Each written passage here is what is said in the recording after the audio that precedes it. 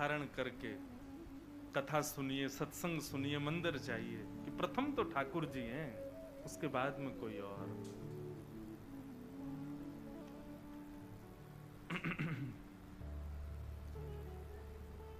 बोलो वृंदावन बिहारी लाल की जय।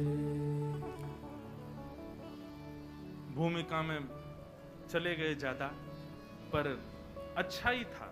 जो भी भाव निर्मित हो श्री बिहारी जी की कृपा से ही होता है। तो हम ये विषय क्यों लेकर के प्रारंभ किया था? ये विषय प्रारंभ किया था स्मृति शब्द से, कि वो 5 वर्ष पुरानी जो स्मृति है ना, उसी स्मृति का कल हम फोन कर दें कि भैया सुनो आज ना कथा आप ही लोग कर लो, हम थोड़े थक रहे हैं, हम नहीं आ रहे, तो ऐसा हो सकता है? भरतपुर के अखबार में छप जाएगा, हमारा जयपुर तक वृंदावन तक हल्ले हो जाएंगे। इंद्रेश जी ने भरतपुर में कथा की और तीसरे दिन फोन करके कहा हम थक गए, हम नहीं आ रहे। हम कर ही नहीं सकते, हमको आना ही पड़ेगा, चाहे सर दर्द हो चाहे पेट दर्द हो। मतलब बाकी के लोग तो समय निकालने के लिए सोचते हैं ठाकुर जी के लिए, हमारा तो कान ही बिहारी जी ने पकड़ा, बोले नहीं बैठना ही पड़ेगा तुझे, तो करनी ही पड़ेगी। घर में चाहे किसी का ब्याह हो, घर में चाहे कुछ भी हो, हमको कथा करने जाना ही पड़ता है। तो ये तो ठाकुर जी की हम पर कृपा है, तो इससे पुण्य तो बनते होंगे बंधुओं। कथा सुनाते हैं, इतने लोग सुनते हैं, तो पुण्य तो मिलते होंगे। पर हमने पहले ही सोच रखा है नाथ, इस पुण्य के बदले हमको एक ही चीज देना। क्या? हम वैकुंठ आएंगे, ये तो हमको पता है, ये तो निश्चित हम जान चुके हैं, वैकुंठ से नीचे तो हमको मिलने वाला नहीं है। लेकिन हम वैकुंठ में आकर के भी कथा करें और शंख चक्र गदा पद्मधारी हमारे बिहारी जी के ही पूर्ण अवतार श्री नारायण को सामने बैठा करके कथा सुनावें, वहां भी कथा करें। लेकिन हम अकेले नहीं जाएंगे वैकुंठ। जिस जिस शहर में जितनी कथाएं करेंगे और जहां जहां के जितने जितने लोग कथा सुनेंगे, वे सब भी हमारे संगे ही जाएंगे वहां। तो इसीलिए हमने अपनी व्यासपीठ का नाम भक्ति पथ रखा। भक्ति का रास्ता, भक्ति का मार्ग, जो सीधे बिहारी जी के पास जाएगा और उनके सामने बैठ के हमको कथा करनी है। तो उसमें कुछ शहर हैं जहां भक्ति पथ परिवार अपनी गतिविधियों से, अपने सत्संग से, अपने क्रियाओं से इस भाव को, इस संकल्प को सार्थक कर रहे हैं। उसमें यदि ऐसा कह दूं तो कोई अतिशयोक्ति नहीं, पहले नंबर पे भरतपुर ही है। तो निश्चित है भरतपुर के आप सब लोग हमारे साथ वैकुंठ की यात्रा में, आप सबकी टिकट कट चुकी है, नहीं मन होगा तो भी चलना पड़ेगा, सब चलोगे हमारे साथ। और वहां 7 दिन के लिए जाएंगे बस हम लोग। 7 दिन कथा सुनाएंगे ठाकुर जी को, और ठाकुर जी कहेंगे वाह भैया बड़ी बढ़िया कथा सुनाई, अब दक्षिणा मांगो। तब दक्षिणा मांगेंगे, एहो विधिना तो पे अचरा पसार मांगू, जन्म जन्म दीजो या ही ब्रज बसिवो। अब हमको दोबारा ब्रज में ही भेज दो आप। तो 7 दिन रहेंगे वैकुंठ में, फिर दोबारा आ जाएंगे वृंदावन में, फिर से यहाँ पर खूब कथाएं आदि करके फिर जाएंगे, फिर आ जाएंगे। तो यही संकल्प है, इसीलिए इसका नाम भक्ति पथ है। आप सब पथिकों को बहुत बहुत शुभकामनाएं कि आप सब इस पथ के पथिक हो। खूब आनंद से हम लोग ठाकुर जी की प्राप्ति करेंगे, निश्चित है मिलेंगे ही मिलेंगे बिहारी जी। इससे नीचे काम बनने वाला हमारा है नहीं। बिहारी जी सत्य स्वरूप हैं, आप सब अनुभव करोगे। आप संसार में किसी से कितना भी प्रेम कर लो, लेकिन फिर भी अपने कुछ ना कुछ बातों को मन में छुपाओगे, उससे भी नहीं बोल सकते। लेकिन बिहारी जी ऐसे, उनके सामने जाते छुपाना नहीं पड़ता, सब अपने आप प्रकट हो जाता है। जो हम किसी को नहीं बता पा रहे, बिहारी जी के सामने जाते वो अपने आप प्रकट हो जाता है। चाहे वो हमारी दुख के हों, चाहे वो हमारे सुख के हों, चाहे वो हमारे द्वारा किए गए पाप हों, चाहे वो हमारी पीड़ाएं हों, बिहारी जी के सन्मुख आते ही सब अपने आप प्रकट हो जाती हैं। इसलिए वो सत्य है। संसार में कई लोगों से हमारे ऐसे संबंध होते हैं कि उससे हम अपनी सारी हृदय की बात कह देते हैं। वो हमारे सगे भाई बहन भी हो सकते हैं, या चाचा ताऊ के बच्चे भी हो सकते हैं, हमारे पड़ोसी भी हो सकते हैं, हमारे मित्र भी हो सकते हैं। परंतु बंधुओं, ठाकुर जी ऐसे हैं कि उनसे आप वह भी बोल सकते हो जो आप किसी से नहीं बोलते। और बोल सकते हो नहीं, बोलते ही हो। व्यक्ति पाप कर ले सबसे छुपा लेगा, लेकिन ठाकुर जी से नहीं छुपा पाता। चोर भी यदि कभी मंदिर में जाता है ना, तो बिहारी जी से कहता होगा, हे बिहारी जी, आगे वाली की चैन काट रहा हूं मैं, क्षमा कर देना। आज भी हमने सुना कि कथा में 2-3 माताओं के कुछ चैन वैन कट गई। इसलिए भैया यहां तो भक्ति का गहना पहन के आओ, उसको कोई चोरी कर ही नहीं पाएगा।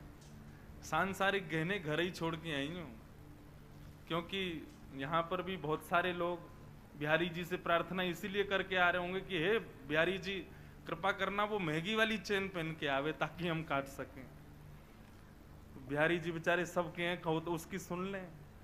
इसलिए आप लोग अपनी चतुराई से आओ, थोड़ा सावधानी रखो इस बात में भी। तो भगवान सत्य हैं, उनके सामने सबका सत्य प्रकट हो जाता है। इस बात का प्रमाण देती है महाभारत की एक कथा। कौरवों के पिताजी का नाम क्या है? धृतराष्ट्र। धृतराष्ट्र का एक श्लोक है महाभारत में, वो वहां कहते हैं, जानामि धर्मं न च मे प्रवृत्ति, जानाम्य धर्मं न च मे निवृत्ति। धृतराष्ट्र कहते हैं, मैं जानता हूं कि धर्म क्या है, लेकिन जानते हुए भी पता नहीं क्यों मेरा मन ही नहीं होता करने का। और मैं ये भी जानता हूं कि मैं और मेरे पुत्र जो कर रहे हैं ये अधर्म है, लेकिन ये जानते हुए भी पता नहीं क्यों मैं ना तो उनको रोक पा रहा हूं ना खुद रोक पा रहा हूं। मतलब व्यक्ति को पता है कि सही क्या है और गलत क्या है, लेकिन फिर भी वो गलत करता है। ऐसा हो ही नहीं सकता कि उसको पता नहीं था कि ये गलत है। सबको पता होता है कि हम गलत कर रहे हैं, हम अपराध कर रहे हैं, हम पाप कर रहे हैं, सबको पता होता है ये, लेकिन फिर भी हम करते हैं। तो अपराध करते हैं जानते हुए भी कि ये अपराध है, जानते हुए भी हम कर देते हैं। क्यों? हम 2 मिनट के लिए ऐसा विचार कर लेते हैं, ठाकुर जी क्षमा करना, क्या करें, मजबूर ये करना पड़ेगा। तो हमें ये बात तो पता है कि ठाकुर जी को पता है कि हमने ऐसा किया है, हमसे ऐसी वस्तु हो गई है, हमसे ऐसी क्रिया हो गई है। ठाकुर जी सत्य हैं, उनको सब पता है, उनसे कुछ छुपा नहीं है। सत्य। भगवान का दूसरा स्वरूप है चैतन्य। बंधुओं, ठाकुर जी को कभी भी जड़ मत समझना। ये भक्ति में अपराध है कि ठाकुर जी को हम जड़ समझें। ये तो मूर्ति है, कुछ भी पहना दो, कुछ भी खिला दो, कैसे भी रख लो, नहीं, वो चैतन्य है, साक्षात चैतन्य है। उनके प्रति चैतन्य का भाव रखना ही पड़ेगा, तभी आपकी भक्ति आगे को अग्रसित होगी। आप केवल ये भाव रखोगे ये तो मूर्ति है बस, आप भक्ति में कभी उस वस्तु, उस श्रेणी से कभी आगे नहीं बढ़ पाओगे। उनके प्रति चैतन्य भाव रखना ही पड़ेगा। हमारे वृंदावन के राधा रमन लाल जी का कभी दर्शन करो आकर के, आपको अनुभव होगा। जिस दिन राधा रमन लाल जी बड़े प्रसन्न होते हैं, अपनी पोशाक से, अपनी सेवा से या किसी भी भाव से प्रसन्न होते हैं, तो उस दिन उनके 3-4 दतुइयां दिखाई देती हैं। कोई गौर से अगर देखे दूरबीन से या फिर फोटो खींच ले, और यदि अभी जैसे गर्मियों के समय में शाम को लगभग हर मंदिर के ठाकुर जी बाहर आ जाते हैं, बाहर आकर के सबको दर्शन देते हैं। आप कभी गौर से देखना, राधा रमन लाल जी जिस दिन बड़े प्रसन्न होते हैं ना, उस दिन उनके दांत दिखाई देते हैं, 3-4 दांत दिखते हैं। क्यों? क्योंकि वो जड़ नहीं है, वो चैतन्य है। उनको जड़ समझने की भूल भी मत कीजिएगा। हमारे श्री गोवर्धन नाथ, ऐसे ठाकुर जी तो पूरे विश्व में ही नहीं है। क्यों? सारे मंदिरों में अपरस का भाव है, किसी को भी प्रवेश नहीं कर सकता कोई, लेकिन एकमात्र हमारे गोवर्धन नाथ जी ऐसे, यहाँ कोई भी चले जाओ, सबको अधिकार है, सब अंदर चले जाओ, सब गिरिराज जी को गले लगा लो। अच्छा देखो, एक बात और बताएं, ब्रजवासियों को अधिकार है कि जब श्री गोवर्धन जाएं तो किसी गोवर्धन शिला का भले ही अभिषेक ना करें, भले ही इत्र ना लगाएं, भले ही भोग ना लगाएं, लेकिन गले से जरूर लगा के आया करो, क्योंकि ये संबंध हमारा ठाकुर जी ने बनवाया था गिरिराज जी के साथ। और एक और बात बताएं, गिरिराज जी में जितनी भी शिलाएं गिरिराज जी से जो अलग शिलाएं दिखाई देती हैं, जो गिरिराज जी पर लेटी हुई हैं, ये सब अनन्य ब्रजवासी ही शिला बनकर के गिरिराज जी को माने आलिंगन कर रहे हैं, अपने हृदय से लगा रहे हैं। तो हमारे गिरिराज जी को आलिंगन जरूर किया करो, श्री गोवर्धन नाथ जी। तो भगवान चैतन्य है, वो जड़ नहीं है, जड़ कभी नहीं मानना उनको। आप जिस दिन ये भाव रखोगे कि ये जड़ हैं, आपसे उसी दिन से अपराध बनने प्रारंभ हो जाएंगे। सेवा में अपराध, भोग में अपराध, भक्ति में अपराध, उसी दिन से अपराध बनने लग जाएंगे। इसलिए आप उनको चैतन्य समझो। चैतन्य समझोगे, चैतन्य मानोगे। अच्छा, चैतन्य मानने का मतलब एक और सुन लीजिए, इसका मतलब ये भी नहीं कि आप ठाकुर जी को सब जगह संगी लेके चलो, डलिया में कहीं भी ले जा रहे हैं, कहीं का समय। इस समय ठाकुर जी गौचारण में ही होते हैं, अपने ग्वाल बालों के संग होते हैं। इसी भाव से हम कथा में आते हैं कि ठाकुर जी तो गैया चरावे गए, हम कथा करे चले जाए, शाम को जब जाएंगे तब तक ठाकुर जी आ जाएंगे। ये भाव बंधुओं कब प्रकट होंगे? जब आप अपने ठाकुर जी को जड़ ना समझ के चैतन्य समझो।